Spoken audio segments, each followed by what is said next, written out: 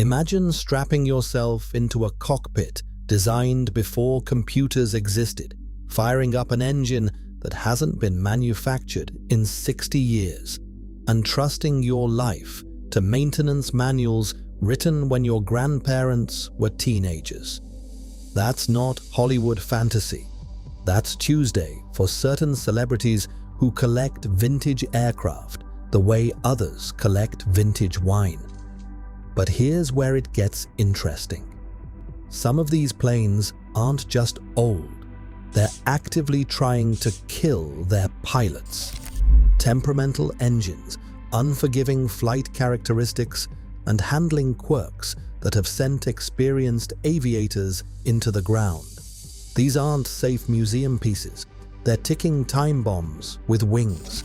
Stay until the end, because the #1 aircraft on this list has a reputation so deadly that even military pilots approached it with caution. And yes, a celebrity flies it regularly. So let's start with number 10 on our list. Morgan Freeman's Cessna 414A Chancellor might look like a civilized executive twin, but twin-engine piston aircraft carry a dirty secret. When one engine fails, you don't gently descend. You fight for your life. The 414A sits in a category responsible for some of the highest fatal accident rates in general aviation.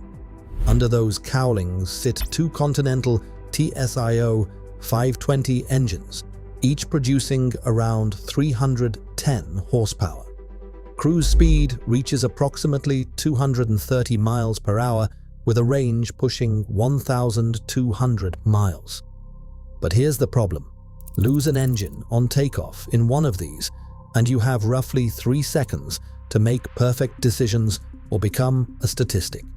Freeman actually crashed a Cessna 501 in 2008, walking away with serious injuries. The man keeps flying anyway. But if twin-engine failure scares you, the next aircraft adds an entirely different dimension of danger. Number 9. Jimmy Buffett's Grumman HU-16 Albatross wasn't designed for comfort. It was designed for open ocean rescues in conditions that would make commercial pilots refuse to fly. Two Wright R1820 radially engines produce a combined 2,800 horsepower, pushing this beast through water takeoffs and landings that require absolute precision. Miss your touchdown point on water by 50 feet and you're catching a wave wrong. Catch a wave wrong and 30,000 pounds of aluminum starts cartwheeling. The Albatross demands a crew of at least 3, and even then, every water landing is an exercise in controlled violence. Buffett flew this thing to remote Caribbean islands where the nearest rescue was hours away. The seaplane community respects the Albatross. They also know it does not forgive mistakes, but water landings seem almost sensible compared to the next entry, which removes one engine entirely and adds enough horsepower to rip itself apart. Number 8. Angelina Jolie's Cirrus SR22 generation. 5 carries a parachute for the entire aircraft. Think about that for a second. The manufacturer literally installed an emergency system that deploys when the pilot loses control. The SR22 produces around 310 horsepower from a single Continental IO 550 engine, reaching cruise speeds near 215 miles per hour. The danger here isn't the aircraft itself, it's what the aircraft attracts. The SR22 has become the best-selling single-engine piston aircraft in the world, flown by pilots with minimal experience who buy capability they haven't earned. Insurance companies have noted the pattern. Wealthy buyers, limited training, high performance equals predictable outcomes. And if you think a parachute system solves the danger problem, The next aircraft reminds you that some planes refuse to be tamed. Number 7. John Travolta's Grumman Goose carries those gorgeous round Pratt & Whitney R985 radial engines, each delivering 450 horsepower. Cruise speed sits around 190 miles per hour, but radial engines aren't fuel-injected modern marvels. They're mechanical puzzles that require ritual to start, constant attention in flight, and respect that borders on superstition. Miss the proper priming sequence and you get a backfire that can destroy the engine. The Goose also lands on water, adding every amphibious hazard to an already demanding aircraft. Travolta reportedly owns multiple aircraft, but the Goose represents a commitment to complexity that separates hobbyists from obsessives. Now we enter territory where the aircraft themselves were designed to push human limits. Number 6. Clint Eastwood flies an aerobatic Extra 300, a machine built specifically to pull maneuvers that would tear a normal aircraft apart. The Extra 300 handles plus and minus 10 G-forces. For reference, fighter pilots in combat rarely exceed 7. A single Lycoming AEIO 540 engine produces roughly 300 horsepower, which doesn't sound dramatic until you realize the aircraft weighs barely 1,400 pounds empty. That power-to-weight ratio creates responsiveness that punishes sloppy inputs instantly. One wrong move during a snap roll and you're spinning toward terrain with recovery measured in fractions of seconds. Eastwood is in his 90s. He still flies aerobatics, but pure aerobatic danger pales compared to aircraft that were literally designed for combat. Number 5. Patrick Dempsey's collection reportedly includes a North American T-6 Texan, the aircraft that trained fighter pilots for World War II and Korea. The Pratt & Whitney R1340 radial produces 600 horsepower, pushing the Texan to speeds around 200 miles per hour. Here's the danger. The T-6 was intentionally designed to be difficult. Its purpose was washing out students who couldn't handle demanding aircraft before the military spent money training them on even more dangerous fighters. Stall characteristics are abrupt.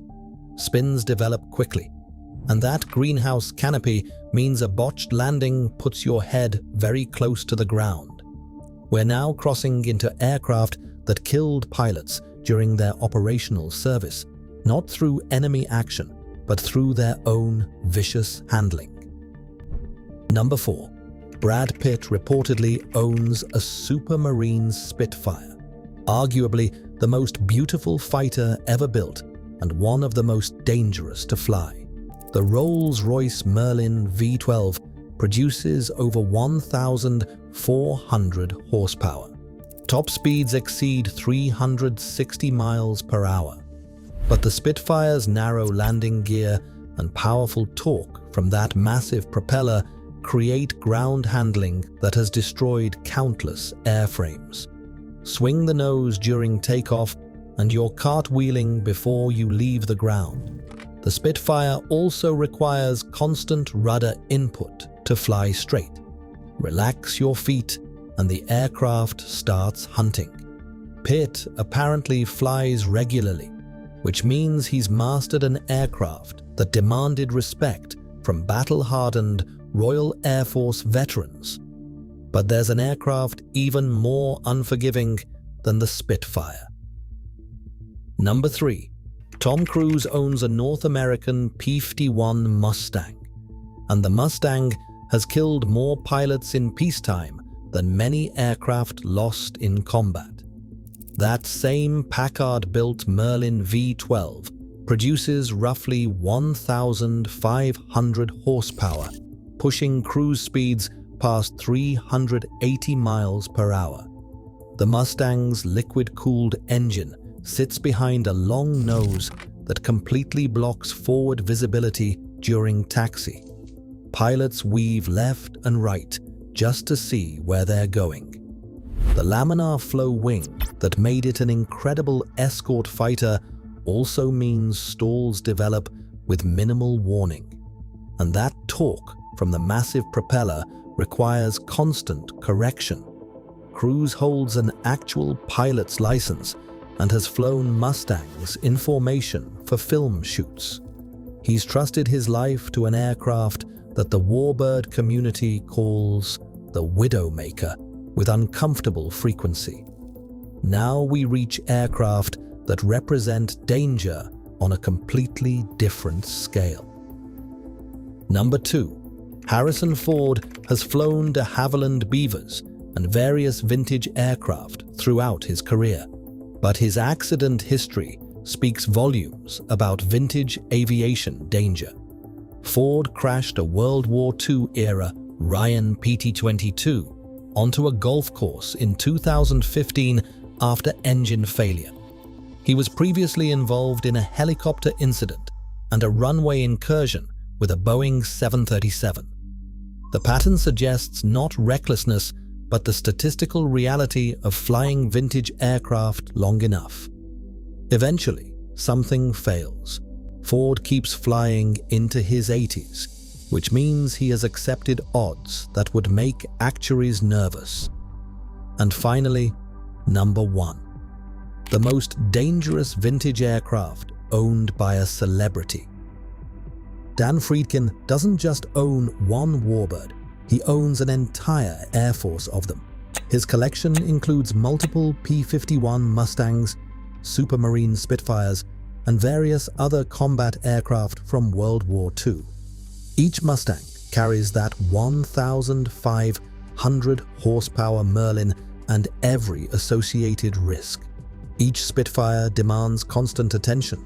Friedkin flies formation aerobatics with these aircraft, meaning multiple pilots maneuvering aircraft worth $4 to $5 million each within feet of each other at speeds exceeding 300 miles per hour. One miscommunication, one mechanical failure, one moment of distraction equals catastrophe. The combined value of his collection reaches tens of millions, but the danger calculus goes beyond money. Friedkin bets his life every time that the Merlin engine starts. So if you made it to number 1, you understand that celebrity vintage aircraft ownership isn't about luxury. It's about accepting risk that would terrify normal pilots. Tell me in the comments, would you fly a warbird if money was no object?